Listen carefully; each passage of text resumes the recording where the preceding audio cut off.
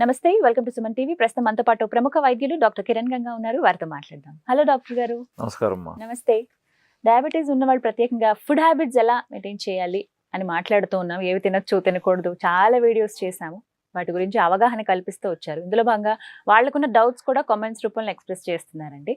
అందులో వచ్చిన డౌట్ ఏంటంటే, ఫుడ్ హ్యాబిట్స్ బాగుండాలన్నారు కాబట్టి రైస్ మాక్సిమం అవాయిడ్ చేద్దాం అనుకున్నాము. ఇందులో భాగంగా రోటీ అనేది ప్రిఫర్ చేస్తున్నాము. అది జొన్న రొట్టె కావచ్చు, పూరి కొంతమంది తింటున్నారట, కొంతమంది ఏమో చపాతీస్ కానీ ఇలా తింటున్నాం, బాగానే ఉంది. బట్ ఆ కాంబినేషన్స్ ఏవైతే తీసుకుంటున్నామో వాటి గురించి ఏంటండి, ఎలాంటి కాంబినేషన్ తీసుకుంటే బెటరు, దానివల్ల అటు ఫ్యాట్ పెరగకూడదు, అంటే వెయిట్ పెరగకూడదు, షుగర్ లెవెల్ కంట్రోల్లో ఉండాలి. సో వాటికి తగ్గ కరెక్ట్ కాంబినేషన్స్ చెప్పండి, ఏవి తినొచ్చో తినకూడదు అని అడుగుతున్నారు. పర్ఫెక్ట్ అండి. జనరల్గా చాలా మంది పూరి మంచిదా, చపాతీ మంచిదా అనే ఎక్కువ క్వశ్చన్స్ అడుగుతారు. లేదా తందూరి బెటరా, నాన్ బెటరా అంటారు. లేదా జొన్న రొట్టె బెటరా, సజ్జ రొట్టె అనే ప్రశ్నలు వస్తూ ఉంటాయి. ఎస్, ఇది ఇంపార్టెంటే. వీలైనంత వరకు పూరి అవాయిడ్ చేయమంటాం. బట్ ఎప్పుడన్నా ఒక్కసారి పూరి చేసుకోవటం కూడా ఇబ్బంది ఏమి లేదు. బట్ పూరి చేసేటప్పుడు మైదా పిండి అవాయిడ్ చేయండి, చాలా ఇంపార్టెంట్. హోటల్స్ లో 80% ఎస్, మంచిగా గోధుమ పిండితో హ్యాపీగా పూరి చేసుకోండి. బట్ ఆ పూరి చేసేటప్పుడు టెక్నిక్, ఆయిల్ ఎక్కువ లాక్కుండా, మీకు తెలుసు ఆడవారికి ఆ టెక్నిక్, ఎలాగ ఆయిల్ తక్కువ ఆ పూరి తీసుకుండేలాగా ఎలా చేస్తే మంచిది అనేది మీరు చూసుకోండి. పూరి చేసేటప్పుడు, చపాతీ చేసేటప్పుడు కూడా గోధుమ పిండి కొంచెం తగ్గించి, ఇప్పుడు పూరికి ఏమన్నాం, మైదా పిండి అవాయిడ్ చేసి గోధుమ పిండి అన్నాం. అవును, ఓకే. బట్ చపాతీకి వచ్చేసరికి గోధుమ పిండి కూడా తగ్గించి, అంటే మైదా పిండి ప్రశ్నే లేదు ఇంకా. సో గోధుమ పిండి కూడా ఒక 30-40% తగ్గించి, సజ్జ, జొన్న, రాగుల పిండిని కూడా కలుపుకొని చపాతీలు చేసుకోండి, ఇంకా మంచిది. అదే విధంగా మీరు ఇంకా నెక్స్ట్ ప్యూర్ గా జొన్న రొట్టె తిన్నా, సజ్జ రొట్టె తిన్నా, రాగి రొట్టె తిన్నా అద్భుతం, నో క్వశ్చన్స్. ఇంకొక మెయిన్ పాయింట్, ఈ పిండి కలిపేటప్పుడు దయచేసి ఉప్పు వేయకండి ఇందులో. ఇది అలవాటే సార్, కొంచెం సాల్ట్, కొద్దిగా ఆయిల్, వాటర్ వేసి కలుపుతాం. నేను ఆయిల్ వేయటాన్ని కూడా ఇంకా నేనేం అనట్లేదు, బట్ ఉప్పు దయచేసి అవాయిడ్ చేయండి. వెరీ ఇంపార్టెంట్, ఉప్పు వద్దు వాటిల్లో. యాక్చువల్గా ఉప్పు వేయటం వల్ల ఆ చపాతీ సాఫ్ట్ గా రావటం, ఇట్లాంటి కొన్ని ట్రిక్స్ ఉన్నాయి. అందుకే మీకు బ్రెడ్ తయారు చేసేటప్పుడు ఉప్పు ఎక్కువ వేస్తారు. సో సమ్ స్ట్రక్చర్ కోసం, ఆ బ్రెడ్ ప్రాపర్ గా ఆ కన్సిస్టెన్సీ రావటం కోసం అందులో కలిపే ఇంగ్రీడియంట్స్ లో ఉప్పు అనేది చాలా మేజర్. మీరు ఉప్పు లేకుండా వాళ్ళు బ్రెడ్ తయారు చేయలేరు. ఇప్పుడు మనం ఎలాగా పొంగటానికి కొన్ని ఇంగ్రీడియంట్స్ ఎలాగైతే వాడతారో, ఆ ఇంగ్రీడియంట్స్ వాడినప్పుడు ఎంత వాడినా సరే సాల్ట్ అనేది ఇంపార్టెంట్ ఫ్యాక్టర్ అక్కడ. సో కొద్ది రోజుల్లో ఇనిషియల్ గా మీకు కొంచెం ఇబ్బంది అనిపిస్తుంది ఉప్పు లేకుండా చేయటం, బట్ సాల్ట్ అవాయిడ్ చేయండి. ముఖ్యంగా చపాతీలో కానీ రైస్ వాడటంలో కూడా, ఈవెన్ మీరు మిల్లెట్స్ ఏదైనా వంట చేసుకుంటూ ఉన్నా సరే ఉప్పు వేయకండి వేటిలో కూడా. ఇది బేస్ మెటీరియల్, ఇవి వీటిలో ఉప్పు ఎక్కడ వాడకండి. కూరలో ఉప్పు పడబోతుంది, మనం అక్కడ కూడా తగ్గించాలంటున్నాం. బట్ వీటిలో అవాయిడ్ చేయండి స్ట్రిక్ట్ గా. ఒక ఆప్షన్ ఫైనల్, కూరలు ఏదితో దేంతో తీసుకోవాలి, ఇది చాలా ఇంపార్టెంట్ అండి. మీరు చపాతీ తింటున్నారా, పూరి తింటున్నారా, సజ్జ రొట్టె, జొన్న రొట్టె అనేది ఒక 30-40% ఇంపార్టెంట్ అయితే, మీరు దేంతో ఎటువంటి కూరతో తింటున్నారు అనేది మిగతాది చాలా ఇంపార్టెంట్. ముఖ్యంగా మనం అందరం పూరి విత్ ఆలూతో తినటం అలవాటు, హోటల్స్ లో పోయినా కూడా. వీలైనంత వరకు పొటాటో అవాయిడ్ చేయాలి, ముఖ్యంగా పూరితో. చెన్న నార్మల్ గానే ఆలు అండ్ అలాగే గ్రీన్ బఠానీ వేస్తారు మనకి. బఠానీ పర్వాలేదండి, సో ఆలుని అవాయిడ్ చేయాలి. ఇంకా లేని పక్షంలో, దొరకని పక్షంలో ఫైన్, మనం ఏది కూడా తప్పు అని అనట్లేదు. బట్ మీరు ఇంట్లో చేసుకుంటున్నప్పుడు, ఒక ప్లాంట్ గా చేసుకుంటున్నప్పుడు, పూరితో ముందు రోజు సాయంత్రం మంచిగా చెన్నాను నానబెట్టుకొని హ్యాపీగా చెన్నా కర్రీ చేసుకోండి. చెన్నాలో కూడా మనం గ్రీన్ పీస్ వేయచ్చు, కాస్త క్యారెట్ వేయచ్చు, కాస్త కాలీఫ్లవర్ వేయచ్చు. ఎస్, ఇంట్లో పిల్లలు కూడా ఉన్నారు, మీరు పొటాటో వేయాలనుకుంటే ఒక పొటాటో వేయండి, ఆ పీసెస్ పిల్లలు వాళ్ళు వీళ్ళు తీసుకుంటారు. బట్ మీరు గ్రేవీ వేసుకునేటప్పుడు చెన్నా ఎక్కువగా వచ్చేటట్టు తీసుకోండి. సో చెన్నాతో మనకు ప్రోటీన్ ఇంపార్టెంట్. ఇప్పుడు ఇది కార్బ్ అనుకోండి, ఇక్కడ ప్రోటీన్ కూడా మనకు లభిస్తుంది కదా.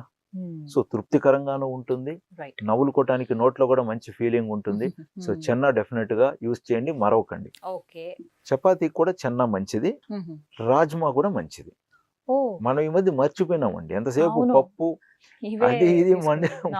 సో డెఫినెట్ గా చెన్న, రాజ్మా, మనం తెలుగులో మాట్లాడితే బొనిగలు, గుగ్గుళ్ళు, ఇట్లాంటి ఇంకా చాలా ఉన్నాయి ఐటమ్స్, అలసందులు, ఇవన్నీ వాడాలండి. ఊరికే కొని పెట్టుకొని పురుగు పట్టినాక పడేయటం కాదు. తీసుకొస్తారు, వాడదాము, ఎలా అయినా సరే ఈ కర్రీ చేద్దాం తీసుకొస్తాం సార్, మర్చిపోతాము. పడేయడమే, తెచ్చిన So- ప్యాకెట్ పడేయాల్సి వస్తుంది. సో మీ షెల్ఫ్స్ లో ఇవి కళ్ళకు ముందు కనపడేట్టు పెట్టుకోండి. Exactly. గ్లాస్ జార్లో పెట్టుకోండి, స్టీల్ జార్లో నిల్వ ఉంచకండి. Yeah. గ్లాస్ ట్రాన్స్పరెంట్ గా కనపడేటట్టు పెట్టండి. సీరియస్ గా మాట్లాడుతున్నాను. తెలుస్తుంది సార్. రాజ్మాను వాడండి చపాతీకి. సార్ ఇందులో మనకి 2-3 రకాలు ఉంటాయి. బొబ్బర్లు అని అంటారు, కొన్ని white kidney beans and red colour లో ఉంటాయి. సో ఏది బెటర్ అంటారు ఇందులో? ఇది ఒకసారి ఇది వాడండి, ఇంకొకసారి అది వాడండి, కాంబినేషన్ లో వాడుకోండి. రేషనాలిటీని మీరు డిసైడ్ చేయండి. ఓకే. బట్ ఇలాంటివి ఉన్నాయి, ఇవి కూడా వాడాలనే విషయాన్ని మర్చిపోకండి.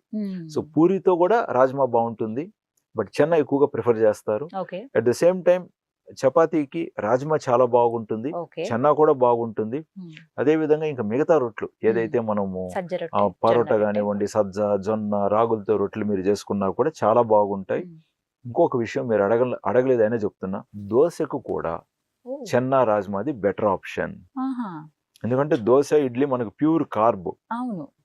సో ఆ కార్బ్ కి తగినట్టుగా సాంబార్ చట్నీ కంటే కూడా అప్పుడప్పుడు చెన్నా రాజ్మాల కర్రీలు కూడా మీరు తీసుకున్నట్లయితే గ్లైసిమిక్ ఇండెక్స్ తగ్గుతుందండి. మనం తిన్న తర్వాత, పొట్లో పడిన తర్వాత ఒకదానికి గ్లైసిమిక్ ఇండెక్స్ ఎక్కువ ఉన్నప్పుడు ఇంకొకటి లో గ్లైసిమిక్ ఇండెక్స్ ఫుడ్ తీసుకున్నప్పుడు కొంచెం బ్యాలెన్స్ అవటం వల్ల మీ పోస్ట్ ప్రాండియల్స్ స్పైక్ అవ్వకుండా ఉంటాయి. ఇప్పుడు కొంతమంది పేషెంట్స్ చెప్తూ ఉంటారు, సార్ నాది తినక ముందు బాగుంది సార్ కంట్రోల్ 110 చూడండి రిపోర్టు, బట్ తిన్న తర్వాత నాది 180, 220కి వెళ్ళిపోతుంది. కాబట్టి నాకు హెచ్బిఎన్సీ తగ్గట్లేదు, మందులు పెంచితే లో షుగర్ వస్తుంది. సో ఇట్లాంటి సందర్భాలలోనే మీరు తినే food low glycemic index తగ్గించుకోగలిగే foods తీసుకున్నప్పుడు మందులు లేదా ఇన్సులిన్ మోతాదులు పెంచకుండా కూడా మీ షుగర్స్ కంట్రోల్లో కాస్త ఉండే అవకాశాలు బాగుంటాయి. డెఫినెట్ గా మీరు రెగ్యులర్ గా ట్రీట్ చేసే డాక్టర్ కూడా దీన్ని ఫీల్ అవుతారండి. ఇప్పుడు డయాబెటీస్ డాక్టర్ అంటే మీరు సంవత్సరాల తరబడి చూస్తూ ఉంటారు, ఆ డాక్టర్ కి తెలిసిపోతుంది, అరే ఈసారి మీరేమో మార్పు చేశారే, చాలా బాగున్నాయి మీ రిపోర్ట్స్. ప్లస్ వెయిట్ తగ్గుతారు, ఎక్కువగా వెయిట్ ఉన్నవారు. మనం అనుకున్నట్టు ఉప్పు తగ్గిమన్నామా, ఆయిల్, తిరగబాతు, తాళింపుల్లో పోపులు కూడా తగ్గిమన్నామా, ఆయిల్ అవాయిడ్ చేయమన్నామా, వెయిట్ డిఫరెన్స్ ఈజీగా 2-3 kgs తగ్గుతారండి. చాలా గమనించాను నేను. 2-3 kgs వెయిట్ తగ్గటంతో మనకు లివర్ ఫ్యాట్ తగ్గుతుంది, ఆర్గాన్స్, ఇంటర్నల్ ఆర్గాన్స్ ఫ్యాట్ అంటే మనకు ప్యాంక్రియాస్ లో ఫ్యాట్ తగ్గుతుంది. వీటి వల్ల ఏంటి, ఈ ఆర్గాన్స్ ఒక ఫంక్షనాలిటీ పెరిగి ఇన్సులిన్ రెసిస్టెన్స్ తగ్గి సొంత ఇన్సులిన్ ఉత్పాదన కూడా మనకు మెరుగవుతుంది. సూపర్. కాబట్టి ఇదంతా ఏదో ఒక రూల్స్ లాగా భావించకండి. బట్ అంటే టైం కూడా చెప్పండి సార్, ఏ టైంలో ఇవి పర్ఫెక్ట్? లంచ్ కి తీసుకుంటే బెటరా, బ్రేక్ఫాస్ట్ తీసేసుకుంటే బెటరా, లేదు డిన్నర్ టైంకి బెటరా? ఎలా తీసుకోవాలి? మీ కంఫర్ట్ ని బట్టి మీరు డిసైడ్ అవ్వండి, మీకు ఎప్పుడు తీసుకున్నా మంచిదే. సో కొంతమంది హాలిడేస్ లో బ్రేక్ఫాస్ట్ ప్రిఫర్ చేస్తారు, ఇంకొందరు లేట్ గా లేచా, అంటే హెవీగా ఉంటుంది సార్, ఫుల్ అయిపోయిన ఫీలింగ్ అనేది ఉంటుంది. అందుకని మనం ఇదివరకు కూడా రాజ్మా కర్రీ తింటే సరిపోతుంది. ఎగ్జాక్ట్, ఇదివరకు కూడా మనం మాట్లాడుకున్నాం, ముఖ్యంగా హెవీగా ఉండే ఫుడ్స్ మార్నింగ్ లేదా మధ్యాహ్నం తినండి, నైట్ కి వచ్చేసరికి తేలిగ్గా ఉన్న ఫుడ్స్ తీసుకోండి అని మనం చెప్తున్నాం.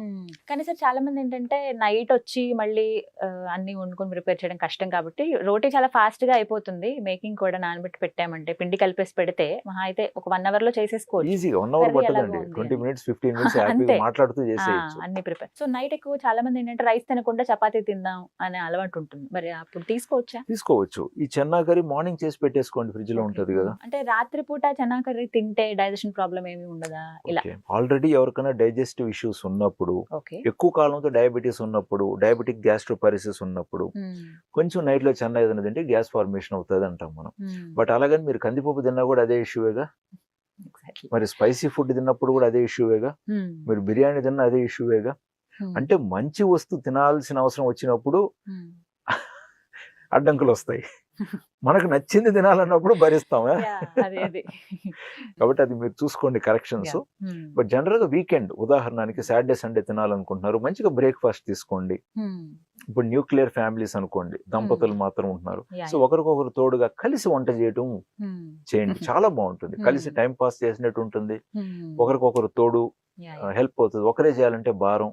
ఈవెన్ మీ ఇంట్లో వంట చేసినప్పటికీ కూడా సాటర్డే సండే చేసినప్పుడు కొంచెం తనకు సహకరించండి.